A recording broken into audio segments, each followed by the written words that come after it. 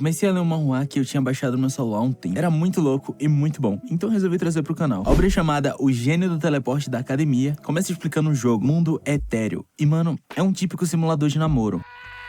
Um bem voltado pro público feminino. Mas acabou que os homens que tava jogando mesmo, por conta da gameplay, que era variável de personagem pra personagem. E bom, entre uma cacetada de personagens, tinha um considerado um lixo, o pior, inútil. Mas ele era considerado tudo isso pelo nível de dificuldade pra jogar com esse personagem. E apesar de tudo, teve um player obcecado pelo jogo, que desde que lançou, ele jogava unicamente com esse personagem. Esse seria o nosso protinha, Baek Yuseo. Depois dessa introdução maravilhosa, a história real começa. O prota tá tomando seu café matinal quando recebe uma porrada de notificação do fórum do jogo. Ele logo vai ver e tá geral xingando a nova atualização, porque tem um boss absurdamente forte. O boss era nada mais nada menos que um dragão demoníaco sombrio que tinha 99% de resistência mágica como passiva. Ainda tinha habilidade ativa, sem tempo de recarga de absorção mágica. Por conta dessa apelação, os moleque até achavam que era um bug. Até o prota achava que era um bug, porque pra ele não fazia sentido um boss que anula magia em um mundo mágico. E na real, faz sentido pra porra. E bom, eu vou resumir a história do dragão pra vocês. Tem uma organização, ela quer dominar o mundo, e quando consegue,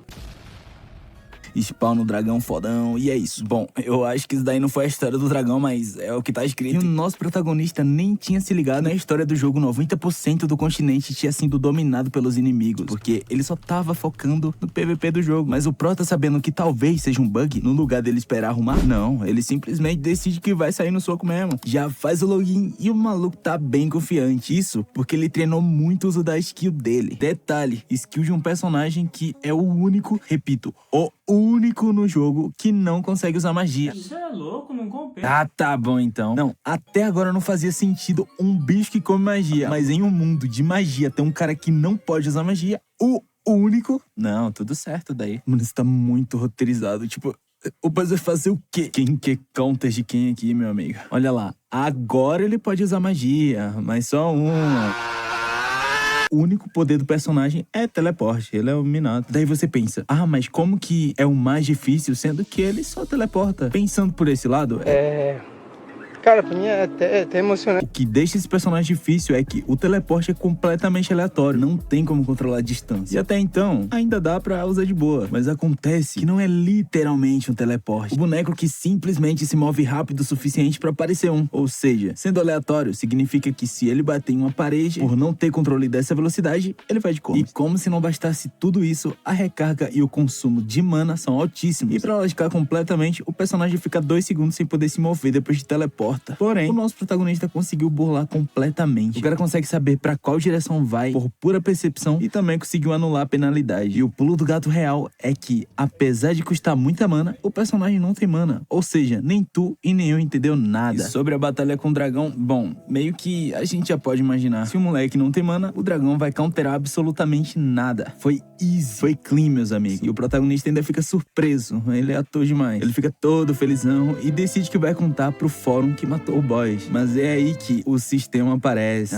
Bendito sistema. Não pode faltar nunca. E já aparece o aviso. Como o final errado foi alcançado, 90% do mundo Aether foi destruído. Porém, entretanto, todavia, o protagonista foi quem mais chegou perto do verdadeiro final. E o sistema pede pra que o prota chegue no verdadeiro fim. É aí que ele simplesmente some da realidade. No próximo quadro, o prota acorda sem entender nada. Ele tá dentro de uma casa caindo aos pedaços e tudo que ele encontra lá é um espelho. E pra surpresa dele, porque a gente já viu, né? Ele se olha e nota que o corpo dele é o corpo de Baek Yuseo. É o mesmo nome dele na vida real. Bom, o cara não tem nem tempo de raciocinar e o sistema já aparece de novo falando episódio 1, escape da perseguição. O protinha já sabe e pensa que esse daí é o prólogo do Baek Yuseo, que é o personagem que ele tá no corpo agora, então ele fica meio desacreditado, coloca a mão no bolso e percebe que tem um papel. Ele olha e pensa, esse é o certificado de entrada da Academia Estela. Ele tá suando frio. Caramba, é difícil de acreditar, mas esse definitivamente é o mundo Aether. Ele já fica todo desanimado e eu tinha que justamente estar no corpo desse cara. Ele fica ali, eu tenho que pensar racionalmente sobre isso. Aquela voz me disse pra chegar ao verdadeiro fim, mas pelo que eu sei, esse jogo não tem um fim verdadeiro, tem apenas múltiplos finais. Mas será que ninguém chegou ao verdadeiro fim nos últimos 10 anos? Bom, foi justamente o que o sistema falou, meu amigo. Eu acho que você não leu isso direito, né? Merda, não é hora pra ficar pensando nisso. Se não me falha a memória, logo depois de Baek Yuseo acordar, as pessoas perseguindo ele invadem janelinha. E quando ele olha lá fora, tem um grupo que aparentemente tá perseguindo o nosso garoto. O prota já pensa, droga, eles realmente estão aqui. O maluco olha entre as árvores e vê uma cabana lá em cima. E ele logo manda os capangas ir atrás da cabana. O protinha se pergunta o que é que pode fazer e sabe muito bem que tem um limite do quanto consegue evitar ele. E sem saber o que fazer, o sistema já fala pra ele: você pode usar a skill do teletransporte. Ele fica meio desacreditado, mas essa não era a única habilidade do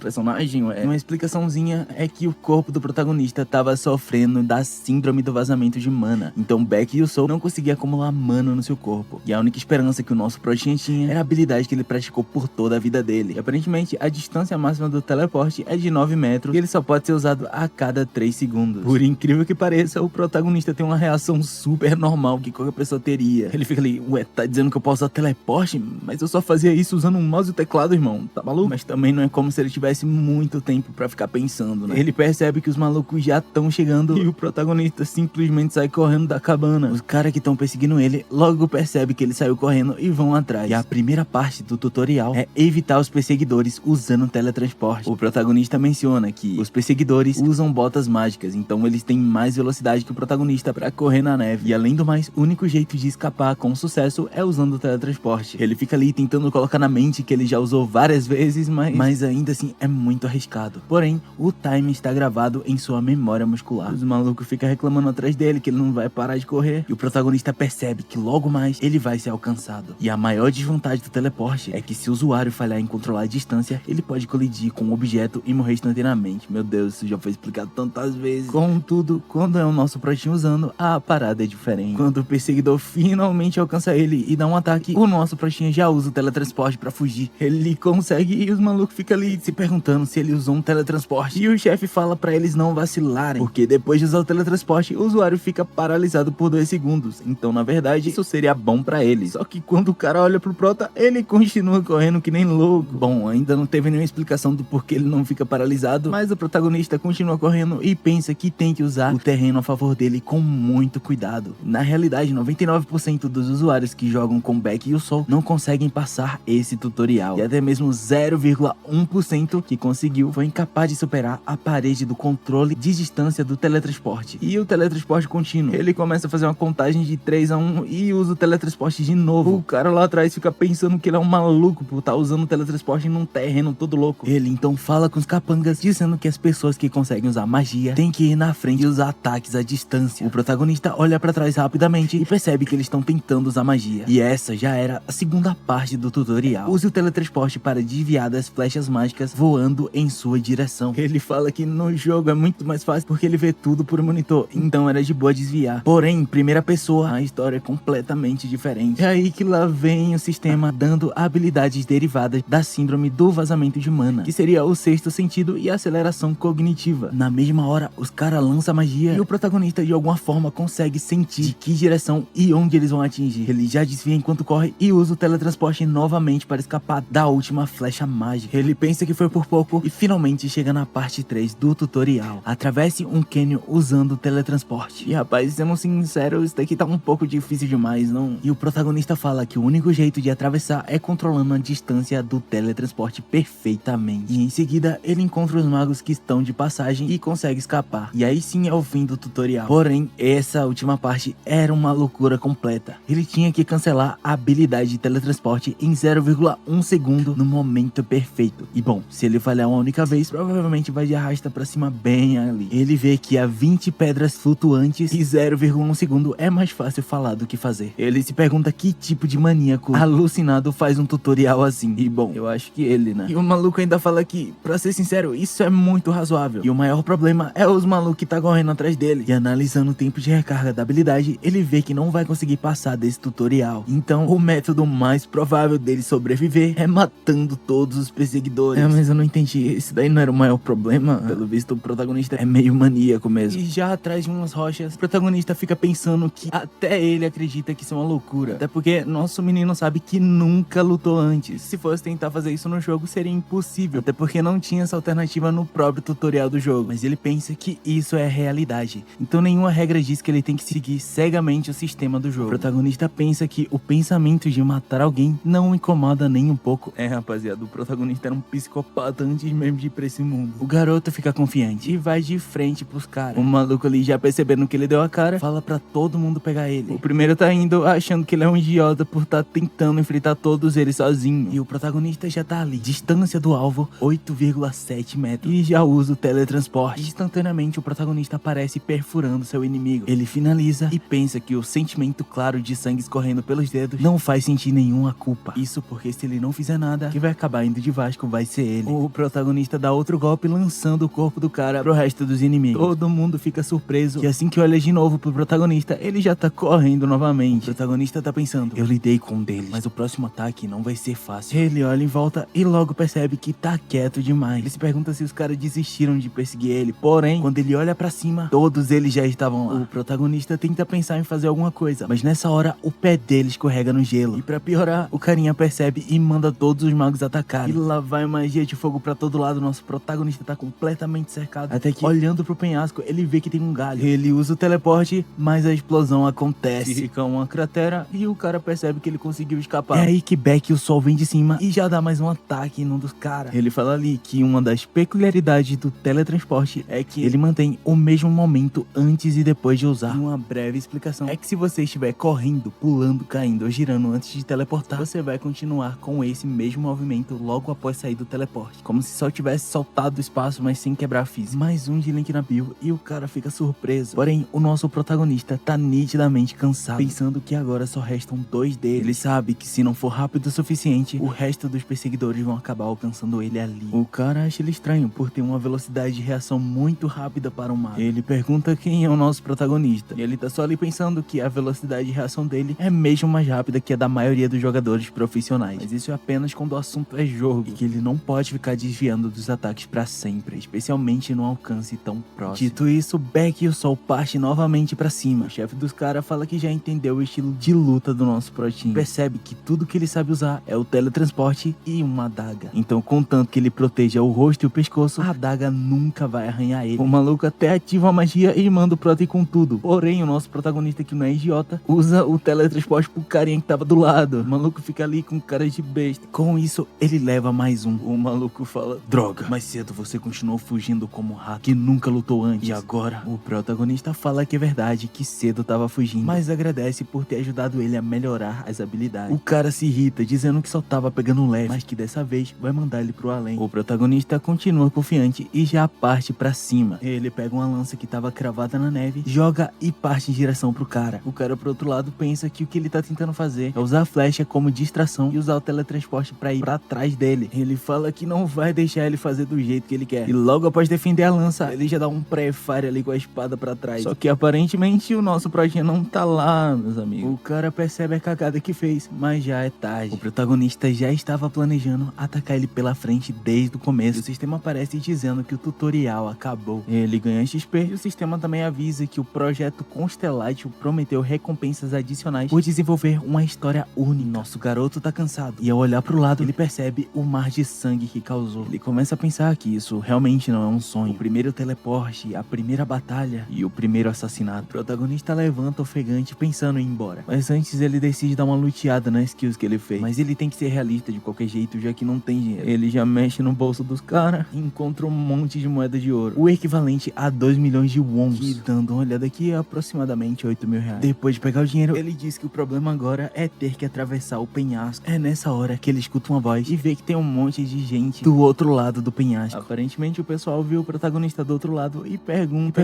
se ele consegue passar mesmo sem ter uma ponte por ali. O protagonista percebe que esse é o grupo de magos que passa no fim do tutorial. Ele fala que vai dar um jeito e o mago decide que vão esperar ele atravessar. Outro mago fala que pra atravessar um penhasco desse, ele precisaria ser um cavaleiro de 3ª classe. A rapaziada fica em dúvida, mas quando olha pro protagonista, ele já tá vindo no TP, rapaziada. Que eles conseguem ver um monte de flash passando de pedra em pedra. Eles se perguntam se isso é um tipo de magia de sal, mas alguém do grupo fala que é um teletransporte. Aparentemente quem falou foi essa garota que tá aí atrás. O mago fica surpreso, perguntando como era possível ter um controle da magia de teletransporte dessa forma. E o nosso protagonista continua seguindo em frente sem errar nenhuma pedra. Porém, o mago percebe que tem 2 pessoas lá atrás do outro lado do penhasco. Ele se pergunta se os 2 estão com o garoto. No mesmo momento, os caras já lançam magia de fogo novamente. O mago tenta avisar o nosso protinha e o garoto reage rápido o suficiente pra teletransportar. Ele percebe que são os mercenários que estavam atrás, e pelo tempo de espera do teletransporte ser de 3 segundos, desviar de todas as magias vai ser impossível. impossível. Ele pensa que precisa ir até a próxima pedra o mais rápido possível. É nesse momento que o mago já lança outra magia. Nosso garoto consegue desviar, porém, a magia parte a pedra no meio. O protagonista, sem ter onde se segurar, começa a cair. Percebendo que todas as pedras estão distantes, ele resolve arriscar o teletransporte pra pedra flutuante mais próxima. O garoto comemora que conseguiu sobreviver por pouco, mas quando ele olha pra trás, já tem outra magia de fogo. Ele pensa que talvez não vá conseguir sobreviver, porém, é nesse momento que surge uma magia de relâmpago bloqueando a magia de fogo. O nosso protagonista tá vivo e se pergunta de quem que foi essa magia. Na real, era uma lança mágica envolvida por relâmpago. Ele questiona se tinha alguém com esses atributos mágicos no tutorial. Ele fica surpreso que o lançador calculou precisamente a trajetória sem desperdiçar mana alguma. Se pergunta quem poderia fazer e aparentemente foi essa maga. Os mercenários já sentiram a pressão e acham que é impossível lidar com esse mago. Então os malucos só saem correndo mesmo. A bruxinha fala que de alguma forma conseguiu sobreviver a isso. Já subindo pro outro lado do penhasco, ele se junta com um grupo de magos. Ele vê que o mago que salvou ele tá se afastando e vai até lá agradecer. A maga fala que não fez isso pra receber uma gratidão, então ele não precisava se preocupar com isso. O Protinha só concorda, mas ele pensa que ela tem a voz mais bonita que já ouviu na vida dele, mas que parece ser alguém bem difícil de se aproximar. O protagonista se lembra dos mercenários, que, embora eles sejam conhecidos como bandidos que saqueiam vilas próximas, na realidade muitas das suas atividades são realizadas pelo culto do demônio das trevas. Porém, isso acabava ali. Essa perseguição não iria continuar a partir do momento em que ele escapou por esse penhasco, pois ele tinha entrado no território dos magos. Esse território dificilmente os humanos demoníacos vão ser capazes de o perseguir. Mencionar que eles sequer sabem quem o nosso Protinha é. É nesse momento que a janela do sistema aparece falando episódio 2, inscreva-se na Academia Estela. O Protinha olha e se pergunta se esse é o segundo episódio e bom, parece que não vai ser muito difícil dessa vez. Só que o Protinha tem meio que uma crise existencial ali e perguntando como é que ele deveria ir pra escola com essa idade. Já no anoitecer, o protagonista já tá dentro da carroça junto com todo mundo. Aparentemente ele tá tendo um sono ali e era um sonho de quando Beck Yusoul era uma criança. No caso, Beck Yusoul, o personagem do jogo. Ele tá ali chamando pela mãe, dizendo que quando crescer, ele quer ser um mago. A mãe dele fala ali que acredita nele, que aparentemente ele ganhou um livro de magia de segunda mão que a mãe e o pai dele trabalhou muito pra dar pra ele. Ele começa a estudar sem parar com o objetivo de deixar os pais deles orgulhosos. É aí que a gente vê quando eles descobriram que o filho tem a síndrome do vazamento de mana. Beck Yusoul nessa época ficou muito em choque. O protagonista consegue recobrar levemente a consciência, se perguntando se essas eram as memórias desse corpo. A criança começa a chorar e acorda se perguntando se essas são as suas memórias. Parece que tá começando a ter um conflito na mente do nosso Protinha. Ele olha pra fora e percebe que já amanheceu. O mago fala com ele dizendo que tava prestes a acordar. Ele avisa que em breve vão chegar em Lezoisha, a cidade satélite de Arcane. Mas antes eles resolvem fazer uma pausa. Enquanto o nosso Protinha tá ali despreguiçando, ele percebe que alguém tá olhando pra ele. Aparentemente aquela maga que salvou ele tava dando uma encarada. Só que quando ele olha, ela vira o rosto.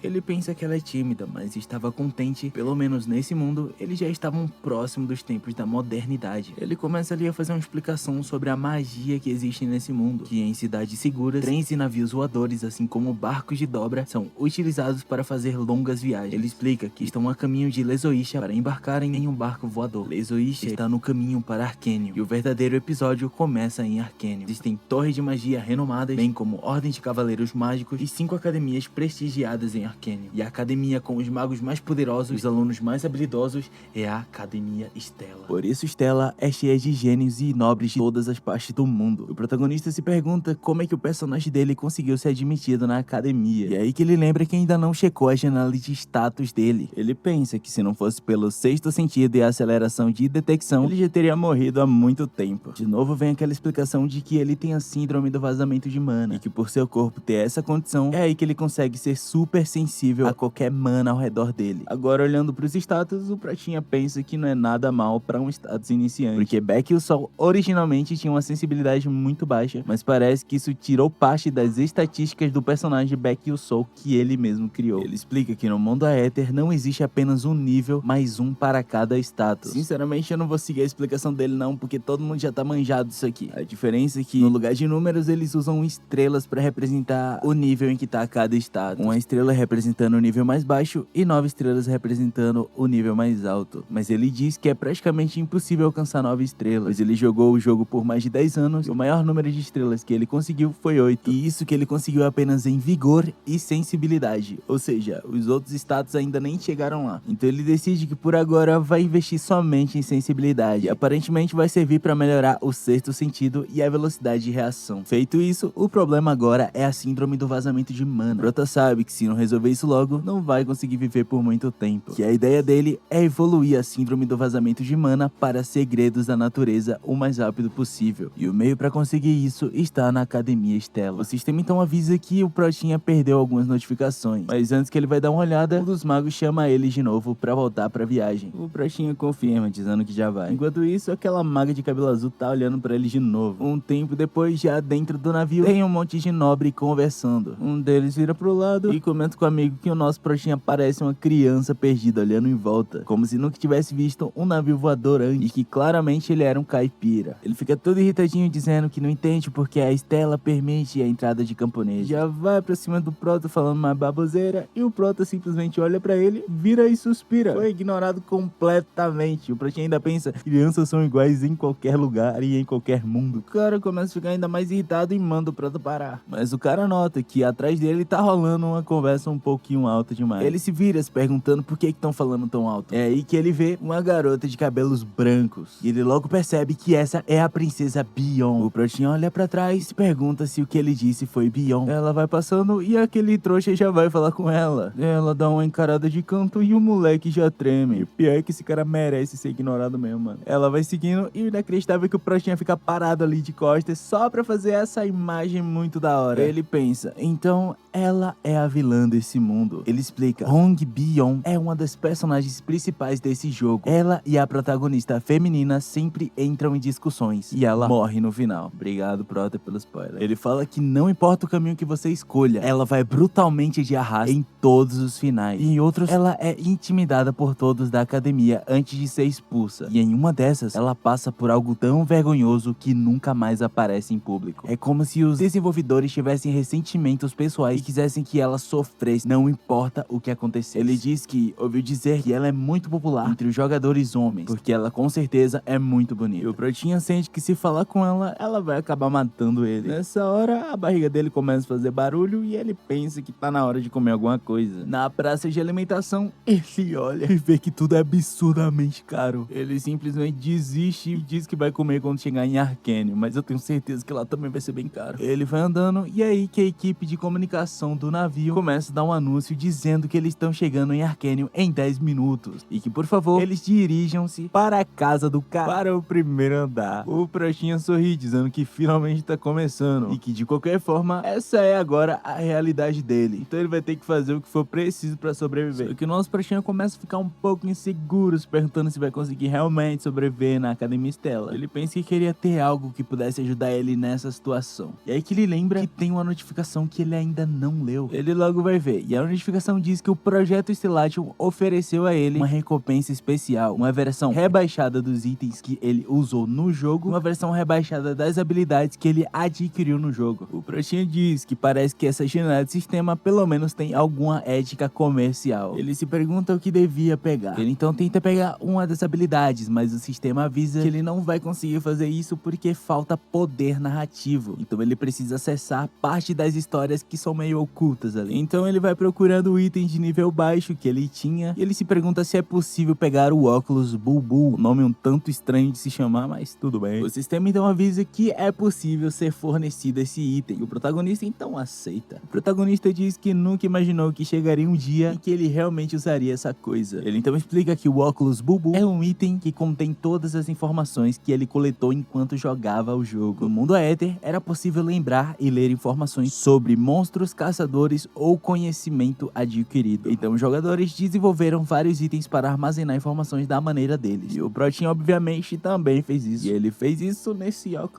aí. Ele dá uma olhada nas características do óculos e vê que não tem rank e que consome poder mental para ativar. O Protinha então abre a pasta armazenada dentro do óculos. E aí que tem materiais de alquimia, caça, masmorras, monstros, personagens. O Prota fica satisfeito que tudo que ele viu estava realmente armazenado lá. Ele diz que já que esse lugar é realidade, não tem como ele dizer quantas missões repetidas ele poderia fazer usando o sistema do jogo, mas com esse óculos ele pode ganhar novamente metade das habilidades que ele costumava ter. O Protinha vai andando enquanto escuta algum figurante perguntando se aquela ali é a Essel. Outro responde, você quer dizer a filha mais velha do traidor Dutch Maul? Todo mundo fica se perguntando como ela usava mostrar o rosto naquele lugar. O Protinha vê ela e decide ativar o óculos para ver sobre a personagem. O Protinha percebe que então ela ela é a falsa heroína. O Protinha então diz que tem uma coisa que deve pontuar. Mesmo que o lugar que ele esteja atualmente seja um jogo chamado Mundo Aether, o fato é que o Mundo Aether é um jogo baseado em uma novel de fantasia chamada Não Ame a Princesa. E essa novel é sobre uma heroína, Aisel, que perdeu toda a família. Ela evolui ao confrontar os esquemas da vilã, Hong Byeon, e eventualmente termina com um protagonista masculino. No final, o esquema de vingança dela desaparece completamente e os personagens masculinos protegem ela. Teve um final triste depois de receber um feedback pesado dos leitores, mas o problema é que mesmo que o mundo do jogo seja baseado na novel, a história é completamente diferente. No jogo, uma personagem original chamada Flame foi adicionada e tomou o posto da heroína. Além disso, essa personagem chamada Flame tinha uma história de planos de fundo. Era que ela era uma mulher vivendo uma vida normal no mundo moderno, porém, ela lia a novel que deu origem a esse jogo. Ela acabou sofrendo um isekaizinho de leve e tomou o lugar da heroína. E é mais uma das personagens que, independente do final que você faça, ela acaba indo de arrasta pra cima. O Protinha suspira e pensa que, bom, não tem nada a ver com ele. Porém, ele se pergunta que sente já ter visto ela em algum lugar. Lugar esse que a gente já viu, né, rapaziada? Já na Academia Estela, tá rolando uma palestra. E bom, eu vou dublar aqui pra vocês.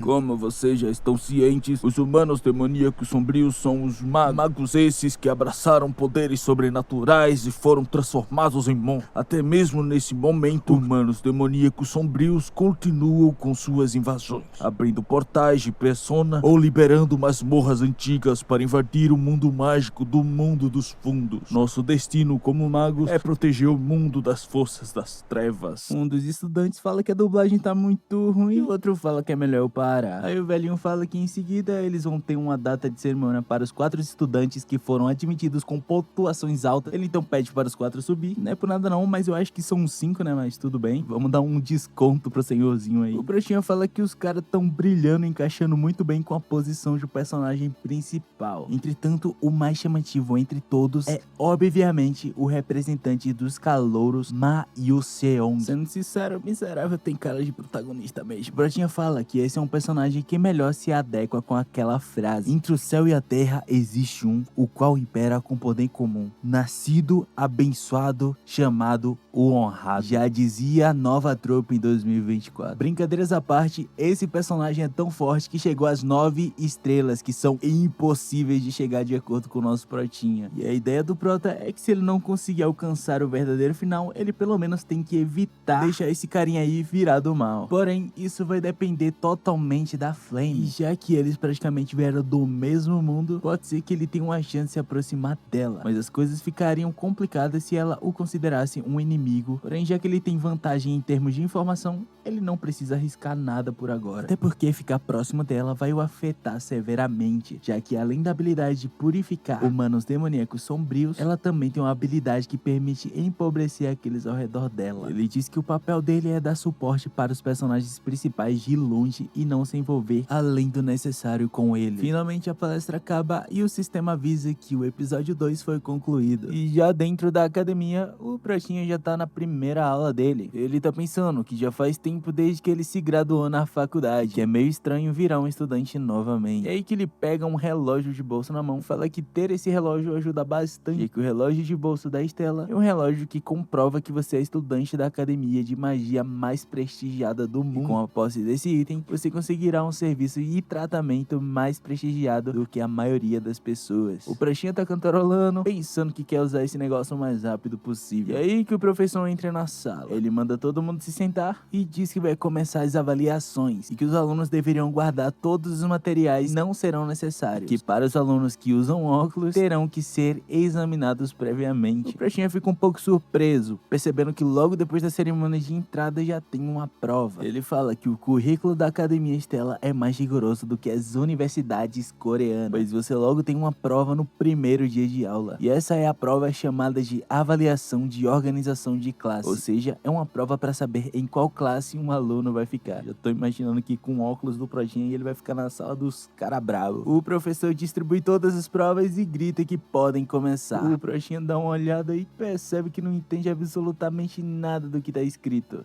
É aí que o Protinha avisa que, com base na nota do exame, os alunos serão designados às classes de F para S. E dito isso, é óbvio que a maioria dos personagens jogáveis estão na classe S. Por outro lado, Beck e o Sol, que entrou na academia em último lugar entre os 1141 estudantes, pode ser automaticamente classificado para a classe F. Beck e o Sol olha pro lado e vê que o brabo tá lá. Ele fica surpreso porque o cara já terminou a avaliação dele. O Protinha até diz que não é de se admirar que a vida desse cara é um tédio pra ele mesmo, porque o cara nasceu numa família rica e a mais poderosa do mundo, e ele é a pessoa mais inteligente e talentosa do mundo inteiro. Tudo é simplesmente fácil pra ele. E é por isso que, dependendo de como a protagonista feminina vai agir, a disposição dele seria decidida como má ou boa. Até porque, como ele é o mais forte, os humanos demoníacos estão muito interessados em ter ele como aliado. Mas o Prota decide parar de olhar pra ele, porque se comparar com os gênios, ele vai acabar se sentindo muito mal. É aí que ele se lembra que ele tem um óculos Bubu e se pergunta se é possível usar o óculos ali. Até porque ele tinha toda a informação das bibliotecas do jogo. Bom, ele fala que não tem nada a perder, então não custa tentar. Mas é aí que o professor já tá em cima perguntando que óculos é esse. O Protinha se assusta e o professor diz que lembra ter dito que os óculos têm que ser avaliados antes de ser usados. O Protinha se lembra e entrega pro professor. O professor começa a analisar e o Prota tá cagando de medo dele descobrir que não é um óculos normal. É aí que o sistema aparece, dizendo que uma parte em falta dos óculos Bubu foi detectada, e pergunta se o Protinha quer invocá-lo. Mas o protagonista surta, dizendo que não quer e que, por favor, fique quieto. O professor termina de usar mana e fala que não conseguiu sentir nenhuma mana, e que da próxima vez ele deveria perguntar se pode pegar algum item. E o protagonista fica aliviado pelo óculos não ter funcionado em momento algum. Ele então põe o óculos e começa a fazer a prova. Ele se surpreende que agora ele estava conseguindo ver as respostas claramente no papel, que agora ele tem uma chance de pegar o primeiro lugar. E se continuar assim, ele vai poder escapar da classe F e até mesmo chegar na classe. O professor interrompe dizendo que o teste acabou e que agora eles deviam entregar as provas. O Protinha fica sem acreditar e as provas saem voando em direção ao professor. É triste, mas o Protinha só conseguiu responder 3 questões. Ele tá ali se lamentando, achando que dessa vez ia conseguir escapar da classe F, mas infelizmente isso é impossível para Beck e o Sol. Mas o professor, por algum motivo, se surpreende. Ele grita pedindo que o Beck e o Sol entreguem os óculos. O Protinha pensa que agora lascou de vez. O professor volta a analisar com mana e diz que é impossível. Então ele pede que um dos alunos vá chamar o Dr. Graia. O Prota se pergunta o que é que deu nele de repente, pois ele até escreveu a resposta de forma clara para não ser confundido com o trapaço. Ele se pergunta se foi pego. Um tempo depois, o professor tá perguntando ao doutor o que ele acha. O doutor dá uma analisada e que o fato dele ter conseguido resolver aquelas perguntas definitivamente é suspeito. O professor pergunta se ele então trapaceou, mas o doutor diz que ele não trapaceou e que não consegue sentir nenhuma mana vinda dos óculos. O doutor ainda fala que o Protinha resolveu tudo com inteligência, que é interessante pensar que viria isso em sua vida. Mas enfim, ele pede que o professor Lee Han-woo peça desculpas ao nosso Protinha. O professor diz que tudo bem e que se confundiu, e o nosso Protinha tá ali com cara de safado. O Protinha ainda diz que acontece, que não tem nenhum problema. Já no escritório do professor Lee Han-woo, ele tá analisando as provas. É aí que uma senhorinha chega perguntando se essas são as provas dos calouros desse ano. Ele diz que sim, e ela diz ter ouvido que tem muitos calouros interessantes esse ano. E aparentemente essa é a professora Elder Timer. O professor diz que sim e começa a falar só dos brabos. A professora Edel fica feliz porque dessa vez tem muitos talentos de famílias de elite, e que tá muito curiosa pra saber como foi respondida as questões mais difíceis. O professor pensa que, assim como ela tinha mencionado, nesse teste de avaliação tem 3 questões que não eram pra ser respondidas. Então por que coloca esse treco aí, irmão? O fato é que 1000 dos 1141 alunos deixaram em branco, e dos outros 100 que tentaram resolver, a maioria não conseguiu uma única resposta correta. Entre os novos alunos, apenas 3 conseguiram acertar as 3 questões. O Maio Seong, que é o mais brabo, a protagonista do jogo, e por algum motivo, o Beck e o Seo. O professor ainda esculacha, pensando que, pô, os dois até faz sentido, mas o Beck e o Soul? A professora Adele fala que ele não precisa ficar tão vidrado nessa situação, até porque essas respostas não precisavam de nenhuma equação, simplesmente dava pra responder sem saber de nada. Então o professor questiona se por acaso ela acha que esse garoto é um gênio. Ela diz que pode ser coincidência, mas nunca se sabe. Vem lendo a ficha do nosso pratinha, ele vê que teve uma admissão especial, pois ele tem o autocontrole na habilidade de teletransporte. O professor pensa então que a criança que o diretor pessoalmente garantiu a admissão é realmente diferente, pois é um mago de combate especializado em teletransporte, e que se tiver realmente alguma coisa de gênio nele, ele vai descobrir em breve. Um tempo depois, a rapaziada tá se reunindo pra ver em qual turma cada um foi colocado.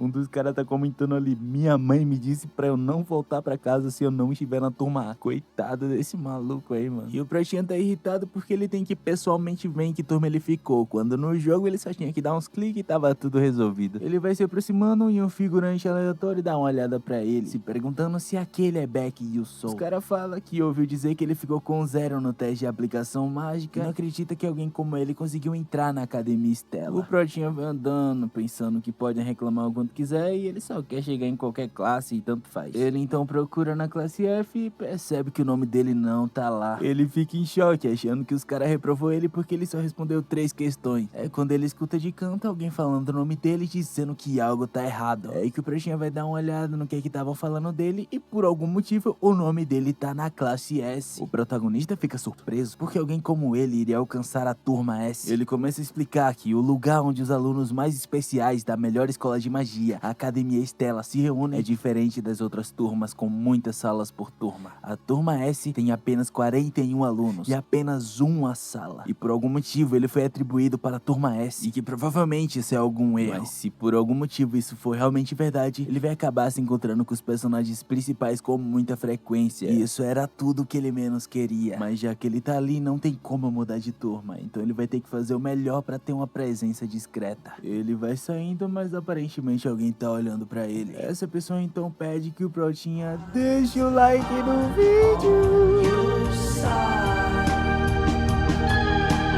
Isso, meus filhos, tamo de volta com uma obra diferenciada. E eu sei que o vídeo tá muito curto, mas por enquanto, rapaziada, é o jeito. Mas não se preocupem, estou de volta, então toda semana vai ter videozinho. E comentem aí se vocês querem parte 2 disso aqui, porque não deu pra trazer muita da história, né, então. E quanto às obras que já tem no canal, não se preocupem, partes novas vão surgir ao longo do decorrer do tempo. É isso, meus filhos, muito obrigado por ter assistido esse vídeo e até o próximo.